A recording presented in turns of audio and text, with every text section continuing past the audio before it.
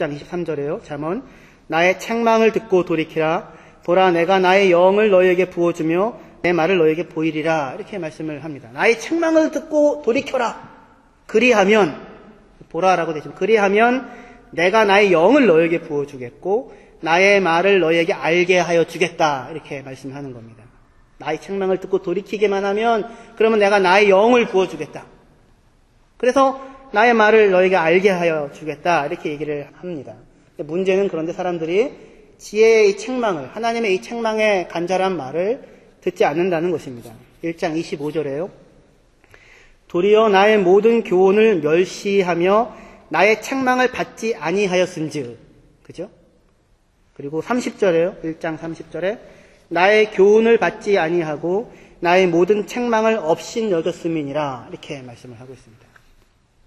그러니까 하나님께서 책망하시고 돌이키기만 하면 나의 영을 부어주어서, 생명의 영을 부어주어서, 우리 신약식으로 얘기하면 성령을 부어주어서 하나님을 알려주고 깨닫게 하신다고, 삶의 모든 영역에서 지혜의 소리를 듣게 해주신다고 약속을 하시고 우리를 책망하시는데, 문제는 사람들이 하나님의 모든 교훈을 멸시하고 책망을 받지 않는다고요. 모든 책망을 업신 여기고 중요하게 생각하지 않는다고요. 무겁게 생각하지 않는다고요.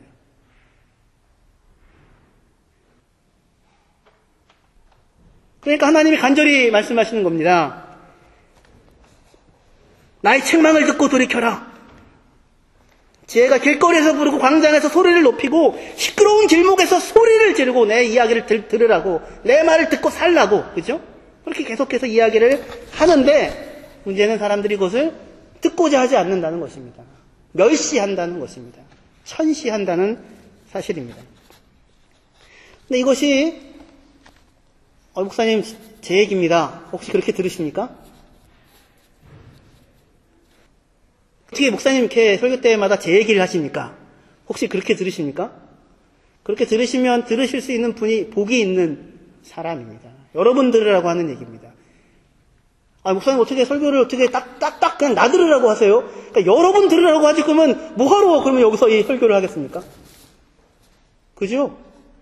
소위 얘기하는 무슨 치는 설교 뭐 그런 의미의 얘기가 아니고요. 다른 게 아니라 여기서 말씀을 하는 이유는 여러분들이 듣고, 그리고 여러분들의 이야기로 알아듣고, 그리고 하나님께서 무슨 마음으로 어떻게 이야기를 하는지 들으시라고 하고 있는 것입니다. 하나님께서 말씀하시는데 멸시하고 그 말씀을 중요하게 생각하지 않는 사람들, 근데 그 모습은 우리들의 모습이기도 하고 이스라엘 백성 모든 사람들의 모습이었습니다. 하나님의 백성이라고 하는 이스라엘 백성들의 모습 또한 그랬습니다. 지난주에 저희가 살펴봤던 것이었죠. 잠언 1장이 그렇게 보여주고 신명기 31장도 그렇게 보여주죠.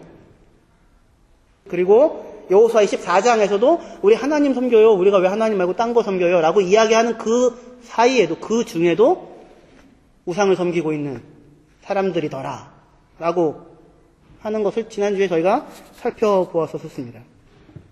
그러니까 결국 지혜의 교훈과 책망을 받지 않는 사람들이 이방인들이거나 교회 안 다니는 사람들이거나 어떤 그런 사람들이 아니라 다름 아닌 이스라엘이고 하나님의 백성이라고 불리워지는, 스스로 신앙을 갖고 있다고 이야기를 하는 그 사람들이 지혜의 말씀을 듣지 않고 지혜의 교훈과 책망을 받지 않는다라는 것이었습니다. 지난주에 저희가 성경을 찾아보면서 살펴보았던 것입니다. 예레미야 4장 22절에 보면 내 백성은 나를 알지 못하는 어리석은 자요 지각이 없는 미련한 자식이라. 악을 행하기에는 지각이 있으나 악을 행하기에는 지혜로우나 선을 행하기에는 무지하도다. 어리석고 미련한 자식들인데 누가 그러냐면 내 백성이라고 불리워지는 이스라엘, 하나님의 백성이라고 불리우는, 하나님의 아버지라고 부르는, 당신은 우리의 하나님입니다라고 부르는 그 사람들이 하나님을 알지 못하는 어리석고 미련한 사람들이라고 이야기를 합니다. 이스라엘 백성만 그렇습니까? 우리가 그렇다고요, 우리가.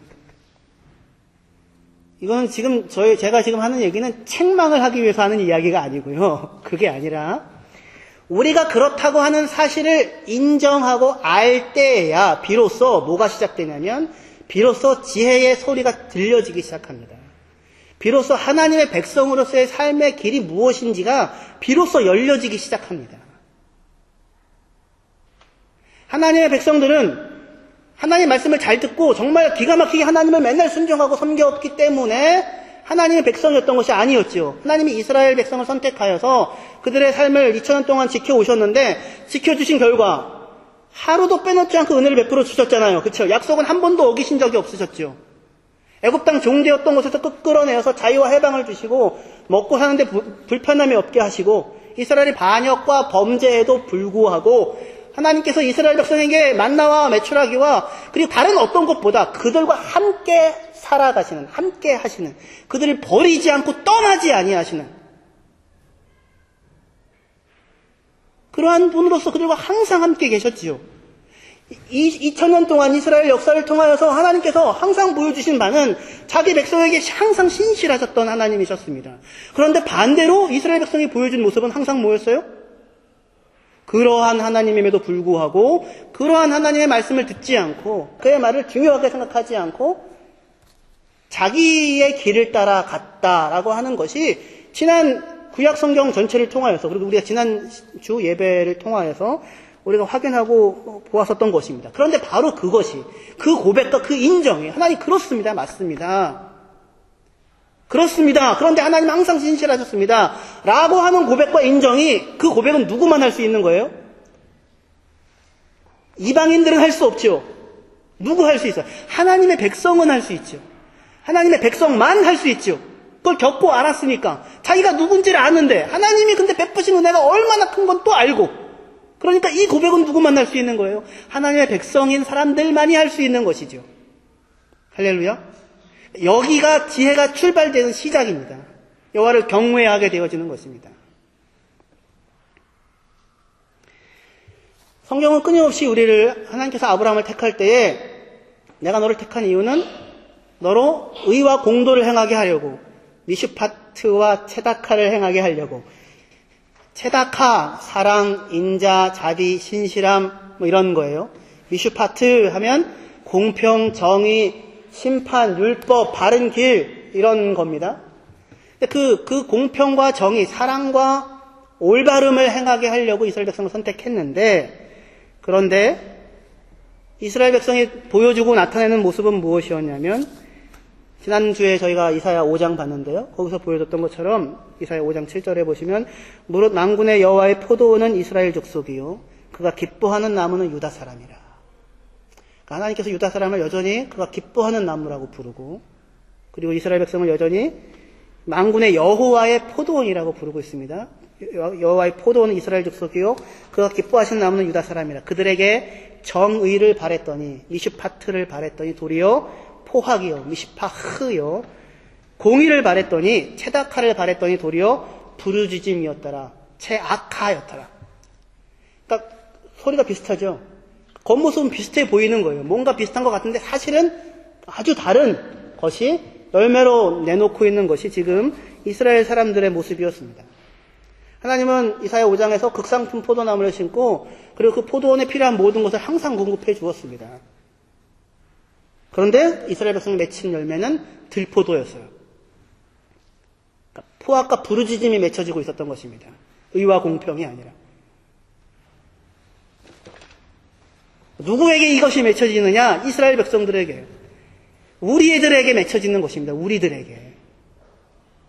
여러분들에게 의와 공평이 우리들에게 나오지 않지요. 우리들에게는 의와 공평이 안 나온다고요. 그런데 하나님은 우리에게 뭘 주세요? 의와 공평으로 대하시는 것을 2000년 동안 한 번도 버리지 아니하시고 내가 기뻐하는 나무는 유다라. 내가 기뻐하는 백성이라고 부르시고 있는 지금 상황인 것입니다. 그런데 이들이 맺고 있다고 하는 이스라엘 백성이 맺고 있다고 하는 포악과 부르짖음 그것은 어디에서 확인되었던 모습이에요? 소돔과 고모라죠. 소돔과 고모라. 하나님께서 소돔과 고모라를 멸하려고 가려고 할 때에 소돔과 고모라에서 뭐가 힘이 올라온다고요? 부르짖음이 힘이 올라온다고요. 제약화가 힘이 올라온다고요. 그래서 그 상황이 어떤 것인가 확인하려고 하나님이 내려오셨다고 아브라함과 이야기하지 않습니까? 이스라엘에게서 맺혀지는 열매는 하나님은 필요한 모든 걸 다 줬는데, 그죠? 상황과 환경과 조건은 달라는 대로 뭐 부족하지 않게 다 줬는데, 맺고 있는 건 뭐예요? 공평과 정의라는 좋은 열매가 아니라 들포도라고요, 들포도. 부르짖음과 포악이라고 하는, 피 흘림이라고 하는. 근데 그것이 누구의 모습과 똑같냐면 소돔과 고모라의 모습과 똑같은 거예요. 세상의 모습과 똑같은 거예요. 그래서 하나님께서 이사야 1장 찾아봅시다. 이사야 1장 9절부터요. 9절 10절입니다.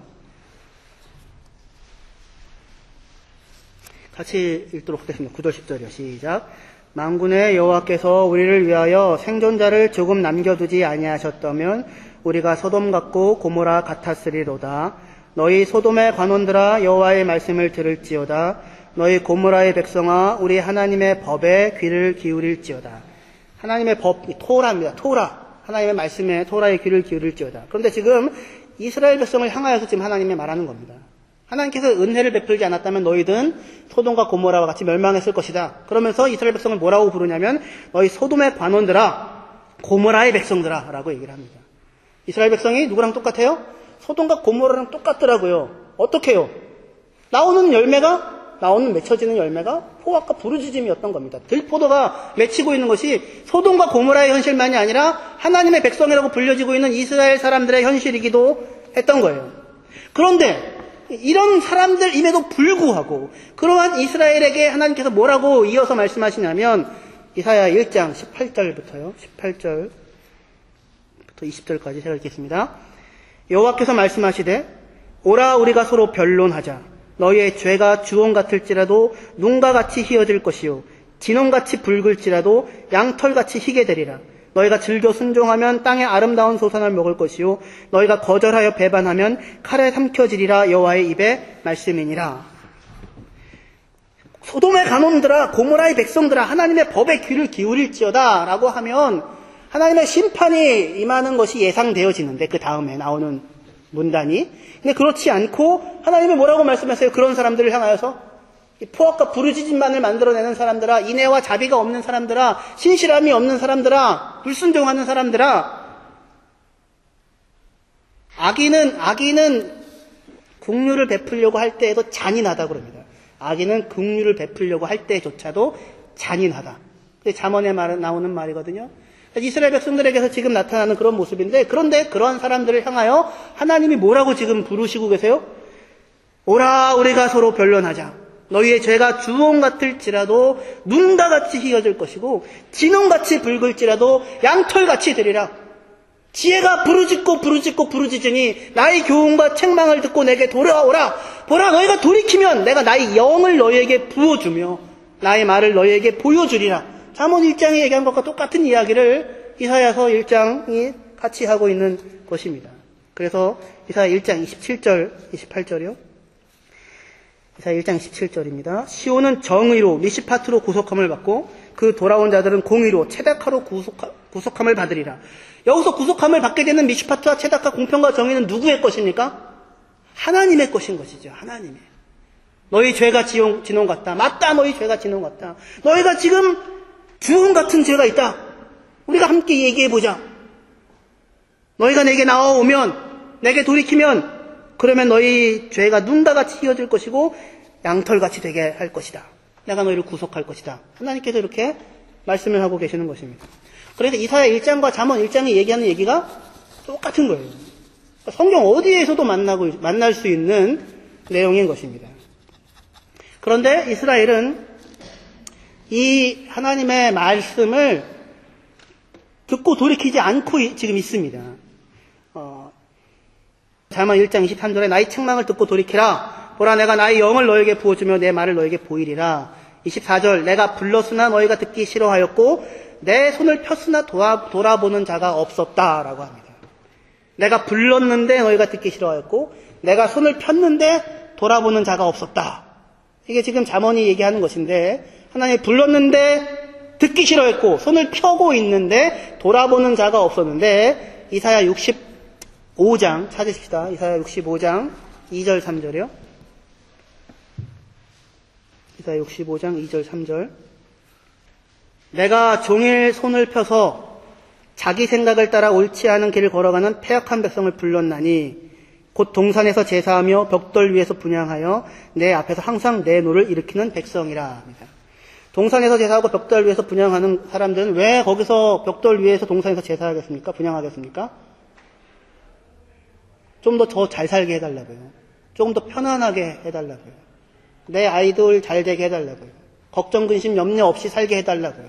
그런 것 아닙니까? 그것 때문에 비는 거잖아요. 세상 사람들이 종교를 갖는 이유는 뭐예요? 이것 때문이죠. 제가 예전에 살던 세검정 근처에 제가 살았거든요. 세검정 근처에 서 살았는데 거기 보면 홍지문이라고 있고 그 뒤편에 굉장히 큰 불상이 있습니다. 그리고 매일 밤마다 이렇게 불을 밝혀놔요. 지나가다 보면 뭔가 신비함과 오싹함과 이런 게 느껴져요. 그리고 뭔가 거기다가 빌면 뭔가 이루어질 것 같은 그런 그 기분이 드는 거죠. 왔다 갔다 하다가 보면 가끔씩 거기서 빌고 계시는 분들이 있는 겁니다. 뭘 빌었을까요?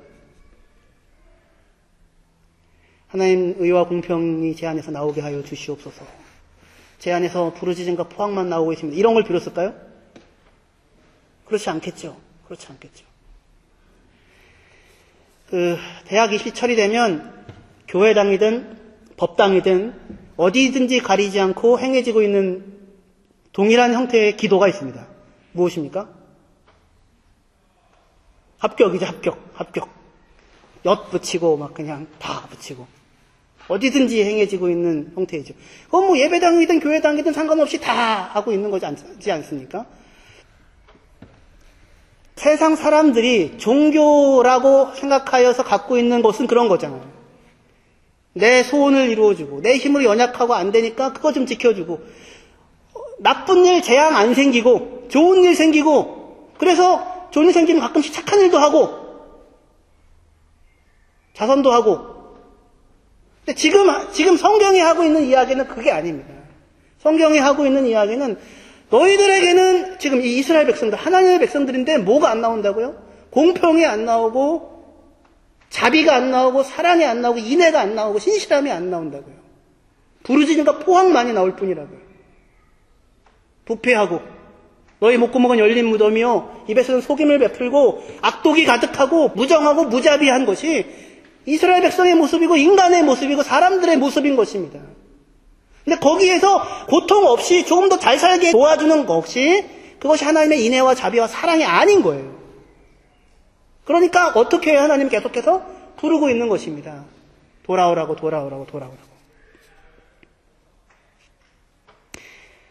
하나님께서 그 종일 손을 펴서 사람들을 부릅니다. 어떤 사람들을 부르냐면 65장 이사야 2절에 다시 보시면 내가 종일 손을 펴서 자기 생각을 따라 옳지 않은 길을 걸어가는 패역한 백성을 불렀다고 합니다.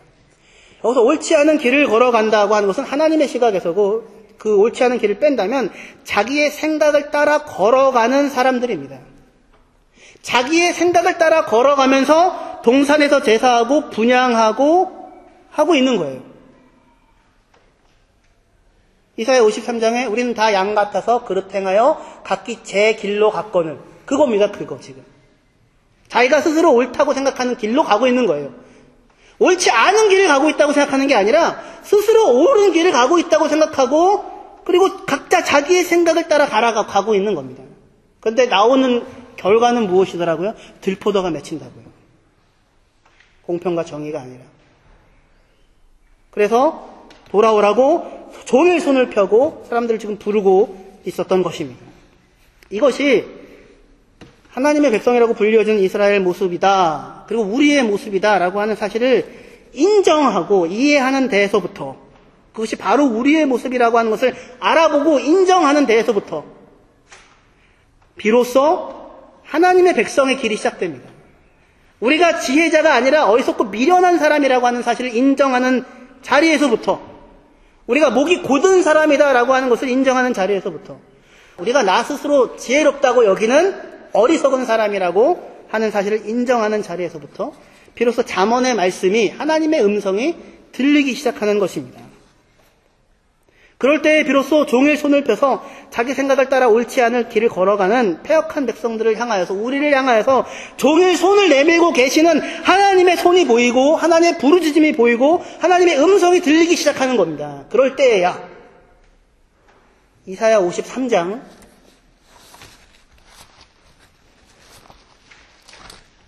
잠언하는데 왜 계속 이사야인가 하는데 성경이 다 똑같은 얘기를 하고 있어서 오늘은 이사야를 중심으로 이렇게 보려고 하는 거예요.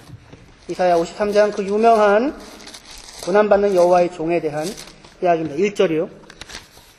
우리가 전한 것을 누가 믿었느냐? 여호와의 팔이 누구에게 나타났느냐? 우리가 전한 것이라고 되어 있는데 전한 것이라는 것은 원래 들은 겁니다. 우리가 들은 것. 여기서 지금 이사야 53장에서는 스스로를 자기를 우리라고 부르고 있는 사람들이 등장을 합니다. 우리가 전한 것을 누가 믿었느냐? 여호와의 팔이 누구에게 나타났느냐? 우리라고 스스로 부르는 사람들이 등장하는데 전한 게 아니라 들려진 겁니다. 그러니까 이 사람들에게 갑자기 어떤 소리가 들려진 거예요. 어떤 소리가요? 지혜가 부르는 소리가요. 여호와 하나님이 부르고 있는 소리가요. 하나님이 종일 동안 손을 내밀고 있는 하나님이 손을 종일 동안 내밀고 있었다고 하는 것이 보여진 겁니다. 여호와의 팔이 누구에게 나타났느냐? 누구에게 나타난 거예요? 이 사람들, 우리라고 스스로 불리고 있는 이 사람들. 무슨 얘기인지 아시겠죠? 이 사람들에게 어느 날 갑자기 지혜가 부르는 그 소리가 들려져 왔고 이 사람들에게 어느 날 갑자기 하나님이 종일 펴고 있었던 그 손이 이 사람들에게 보여졌던 겁니다. 이 사람들이 누구입니까? 53장 2절부터요. 그는 주 앞에서 자라나기를 연한 손 같고 마른 땅에서 나는 뿌리 같아서 고운 모양도 없고 풍채도 없은즉 우리가 보기에 흠모할 만한 아름다운 것이 없도다. 그는 멸시를 받아 사람들에게 버림을 받았으며 강고를 많이 겪었으며 질고를 아는 자라. 지금 이 사람은 여호와의 종인데 사실은 하나님의 모습입니다. 그렇죠? 고난받는 여호와의 종, 하나님의 모습입니다. 종일 동안 손을 벌리고 있고 자기 백성을 부르고 계시는 하나님의 모습, 여호와의 종의 모습입니다. 그는 멸시를 받아 사람들에게 버림을 받았으며 강고를 많이 겪었으며 질고를 아는 자라. 마치 사람들이 그에게서 얼굴을 가리는 것 같이 멸시를 당하였고 우리도 그를 귀히 여기지 아니하였도다.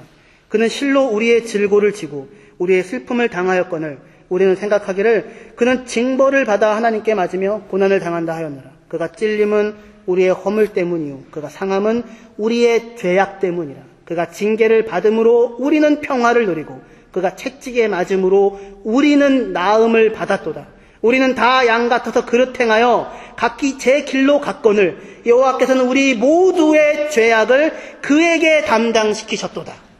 이것이 하나님의 백성들이 마주친 하나님의 모습입니다. 어느 날 갑자기 이것이 깨달아지고 이 소리가 들린 겁니다. 손을 내밀고 있는 여호와의 팔이 확인되고 알려졌던 겁니다. 자신들의 죄악과 자신들의 허물과 자신들이 징계를 받을 수밖에 없고 채찍에 맞을 수밖에 없는 다 양 같아서 그릇 행하여 가고 있는 그런 우리들인데 그런 우리에 의하여 오히려 채찍을 받고 침뱉음을 당하고 조롱을 당하던 그 사람이 누구의 죄를 위하여서요? 바로 나의 죄를 담당하기 위하여 부르짖음과 피 흘림밖에 안 나오는 나의 죄악을 담당하기 위하여 그가 징계를 받음으로 우리는 평화를 누리고 그가 채찍에 맞음으로 우리는 나음을 얻은 것이 지금까지 하나님의 백성으로서의 나의 삶이었다고 하는 그것을 갑자기 확인하게 되어진 사람들, 그 사람들이 우리라고 스스로를 부르고 있는 하나님의 백성 그리스도인입니다. 할렐루야. 이사야 57장 15절이요. 이사야 57장 15절 같이 읽겠습니다. 시작. 지극히 존귀하며 영원히 거하시며 거룩하다 이름하는 이가 이와 같이 말씀하시되 내가 높고 거룩한 곳에 있으며 또한 통회하고 마음이 겸손한 자와 함께 있나니 이는 겸손한 자의 영을 소생시키며 통회하는 자의 마음을 소생시키려 합니다. 아멘. 지극히 높고 존귀하고 영원히 거하시며 거룩하다 이름하는 이가 어디 곁에 계세요? 누구의 안에 거하세요? 마음이 상하고 통회하고 겸손한 자. 왜 마음이 상하고 통회하겠습니까? 자신들의 범죄와 죄 때문에 마음이 상하고 통회하는 것입니다. 어느 날 갑자기 깨달아 알게 된 거예요. 내게 임한 평화가, 내가 임한 누림이, 내게 있는 생명이라고 하는 것이 당연히 내 것이 아니라 그가 채찍에 맞음으로 나의 죄로 인하여, 나의 범죄로 인하여, 나의 포악으로 인하여 고통당하신 하나님으로 말미암아 그의 은혜로 인하여 내가 누리게 되었다고 하는 사실을 알게 되어진 그 사람 안에 하나님이 지금 이제 거하시고 있는 것입니다. 이 자리에서 하나님의 백성, 그리스도인들의 삶이라고 하는 것이 시작됩니다. 그 유명한 요한복음 15장 나는 포도나무에 너희는 가지다. 나를 떠나선 너희가 아무것도 할 수 없다. 라고 하는 것들 다 그래서 지금까지 저희가 살펴보았던 배경에서 비롯되어지고 나오는 것입니다.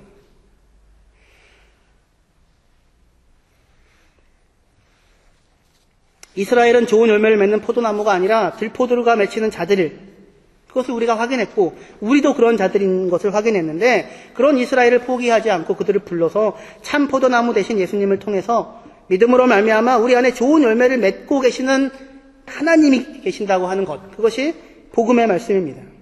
그 복음의 말씀이 우리에게 보여주는 바는, 그러니까 우리는 예수님을 떠나서는 아무것도 할 수 없으며 예수님 안에 거하지 아니하면 열매를 도대체가 맺을 수 없는, 들포도만 맺을 수밖에 없는 사람이라고 하는 사실을 확인하는 것입니다.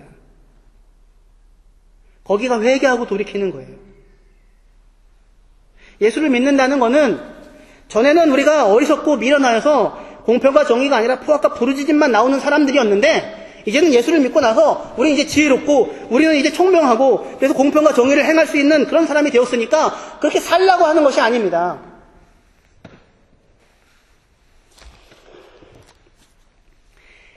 (2000년) 이스라엘 역사를 통해서 확인된 게 뭐라고요? 소돔과 고모라라고요. 소돔과 고모라가 누구 안에 있다고요? 우리들 안에 있다고요. 근데 우리들 안에 있는데 우리 때문에 채찍질 당하고 침뱉음 당하고 십자가에 죽은 예수 그리스도, 그로 인하여 우리가 그에게 붙어서 그의 덧붙임을 받아서 그의 붙잡아 주심으로 살고 있다고 하는 것이 확인되어진 사람들, 어떻게 보면 양극단이죠. 우리 안에서는 우리는 진토이고 진흙에 불과하고 재에 불과하여 띠끌에 불과하여 생명이라고 하는 것이 도대체 나타날 수 없는 사람들인데, 지혜가 자기 영을 부어줘서 우리를 살게 하신다고 잠언 1장 23절에서 말씀하시지 않습니까? 너희가 나를 떠나서는 아무것도 할 수가 없다고요. 좋은 열매를 맺을 수가 없다고요. 내 안에 거하라. 내 안에 거하면 너희가 좋은 열매를 맺는다. 나를 떠나서는 너희가 아무것도 할 수 없다. 하나님의 영이 붙잡고 있어야지만 우리가 열매를 맺으며 살아갈 수 있는 사람들인데, 스스로 지금 살 수 있다고, 살겠다고 지금 나와 있는 자리에서는 들포도와 소돔과 고모라의 부르짖음과 포악만이 맺혀지는 것이 모든 인간의 현실이라고 하는 것입니다. 나에게서 매일같이 발견하고 있는 현실인 거예요. 그래서 하나님의 백성은 뭐라고요? 그러니까 우리는 이제 예수를 믿었으니까 우리는 더 착하게 살아요. 우리는 이제 더 예수를 믿었으니까 더 이상 우리는 이제 포악과 부르짖음이 안 나오고요. 우리는 이제 공평과 정의만 만들어내는 사람이 됐어요. 그거예요? 그렇게 됐다는 것이 아니라 우리는 뭐가 들려진 사람들이냐면, 여호와의 팔이 누구에게 나타났느냐고요. 그는 실로 우리의 질고를 지고 우리의 죄를 감당하였고, 그가 채찍에 맞은 것은 우리의 죄 때문이라고 하는 것을, 하나님이 그러한 포악과 부르짖음밖에 나오지 않는 들포도만 맺혀지는 우리인데, 단 한 번도 이스라엘 백성 2000년 역사상 단 한 번도 그들에게 아버지 노릇하는 것을 멈추지 않고 그들을 떠나거나 버리지 않고 내 아들아라고 불러주시는 하나님의 신실하심으로 인하여서, 그의 의와 공평으로 인하여서 우리가 살게 되어진 사람이 되었다고 하는 것, 그것이 하나님의 백성의 고백입니다. 할렐루야. 거기에서부터 그 하나님을 힘입어 사는 것이 나구나, 나는 예수님을 떠나서는 아무것도 할 수 없구나, 난 예수님 안에 있을 때에만 열매라고 하는 것이 맺혀지는구나, 사랑과 희락과 화평과 자비와 양선과 충성과 온유와 절제라고 하는 성령의 열매는 내게서는 도대체 맺혀지고 나오지 않는데 예수께서 나를 붙잡으셨기 때문에 비로소 거기서 나오기 시작하는 것이구나 라고 하는 것을 알게 되는 거예요. 그래서 뭘 할 수 있어요? 우리 안에 평강이 생깁니다. 어떻게 평강이 생겨요? 내가 완벽함을 이루어서 평강이 생기는 게 아니라, 내가 공평과 정의를 내가 이루는 사람이 되어서 평강이 생기는 게 아니라, 그런 내가 아니라고 하는 것, 그렇지 않다는 것, 그런데 하나님이 나를 붙잡고 있다고 하는 것에 평강이 깃들기 시작하는 것입니다. 여기가 시작이에요. 시작. 그런데 세상 사람들은 이 평강의 자리에 도달할 수가 없어요. 왜냐하면 자신들이 그러한 존재, 들포도만 맺혀지는 사람이라고 하는 것을 아무도 인정하려고 하지 않고 각자 자기가 옳다고 하는 바를 따라 각기 제 길로 가고 있는 중이거든요. 주보 뒤에 보시면, 주보 뒤에 있는 거 정리하고 말씀을 마무리하도록 하겠습니다.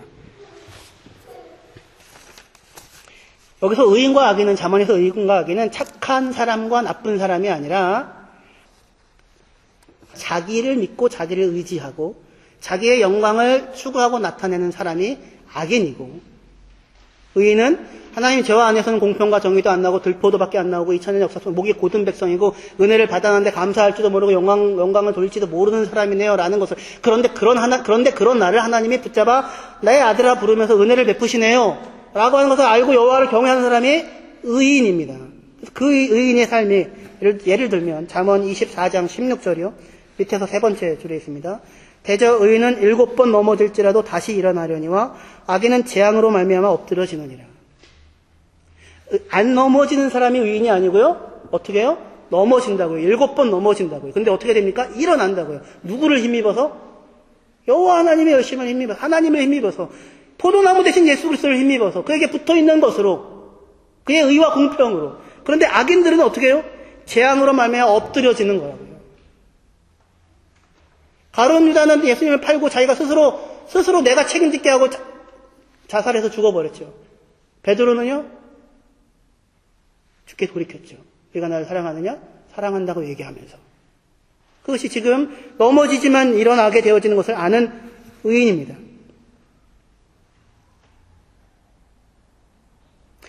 위에서 네 번째에 있는 잠언 12장 5절 의인의 생각은 정직하여도 악인의 도모는 속임이니라. 의인은 어떻게 정직할 수 있습니까? 이렇게 살았기 때문에요. 여러분들 어떻게 아까 우리 승훈 형제가 아버지라고 부르는 것을 거리낌 없이 할 수 있는 사람이 적이라고 했는데 어떻게 아버지라고 거리낌 없이 부를 수 있어요? 없어요? 있지요. 그렇죠? 왜요? 내가 뭔가를 만들어내서요? 그게 아니라 나를 아버지를 떠나서는 내가 아무것도 할 수 없는데 근데 그 아버지가 나를 붙잡으셨다고요. 오라 우리가 변론하자. 주홍빛 같은 너희 이제 흰눈같이 되고 양털같이 되리라고 하시는 아버지가 있음을 아는 사람이니까 있는 모습 그대로 주홍빛 같은 죄가 있고 진홍빛 같은 죄가 있는데 누구에게 나아갑니까? 하나님께 나아갈 수 있는 것입니다.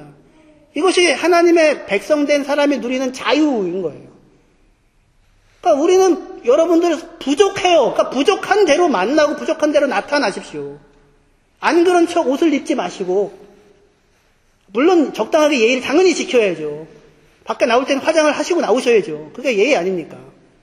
그렇지 않습니까? 누구한테 화가 난다고 막 승질을 내버리고 그거는 아니죠. 그렇게 하라는 이야기가 아니라 그런 게 아니라 온 마음과 힘과 정성과 뜻을 다 모아도 내 안에서 정말 그렇게 하고 싶은데 내 안에서 그런 화평케함과 사랑과 자비와 진실함이 안 나오고 누군가에게 자비와 불쌍의 여김과 그에게 위로와 힘이 되어주는 것이 잘 안 나오고 여전히 나 상처받지 않고 싶고 나는 손해받지 않고 싶고 네가 뭔데 나를 외면해라고 하는 것이 여전히 나오고 있는 사람들이잖아요. 그렇죠? 아니에요? 저만 그래요?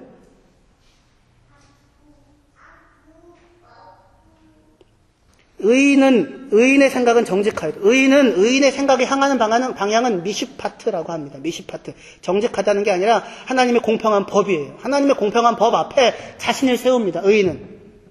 왜요? 그 법 앞에 내가 부족하거든요. 그 법 앞에 살 수 없는 사람이라는 걸 알게 되는 겁니다. 그런데 악인은 어떻게 하냐면 악인의 도모는 속임이라고요. 악인은 하나님의 공평한 미슈파트의 법 앞에 자기를 안 세우고 자기 나름의 법 앞에 자기를 세워요. 그래서 스스로 옳다고 하는 겁니다.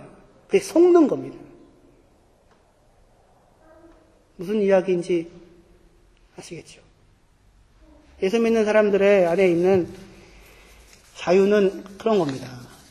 티끌과 재와 같은 내가 하나님께 기도합니다. 아브라함의 기도입니다. 티끌과 재와 같은 내가 하나님께 기도합니다. 그것이 예수 믿는 사람들에게 있는 고백입니다. 하나님, 저는 하나님을 떠나서는 아무것도 나오지 않네요. 그런데 티끌과 재와 같은 나에게 의와 공평을 주시고 의와 공평을 기대하시고 의와 공평으로 다스리시고 의와 공평의 길을 걸어가라고 하시는 아버지가 있으니 나는 하나님 아버지 앞에 하나님, 세상을 심판하시는 하나님이 어떻게 의인과 악인을 함께 멸하시는 이런 악을 행할 수 있습니까? 하나님께서 공평과 정의를 행해야 하는 것이 마땅하지 않습니까? 라고 아브라함이 티끌밖에 안 되는 주제에, 재밖에 안 되는 주제에 하나님께 나아가서 의와 공평을 호소하고 논할 수 있는 자리, 하나님의 자녀, 하나님의 백성, 그 자리로 하나님께서 우리를 부르신다고요. 할렐루야. 기도하시겠습니다.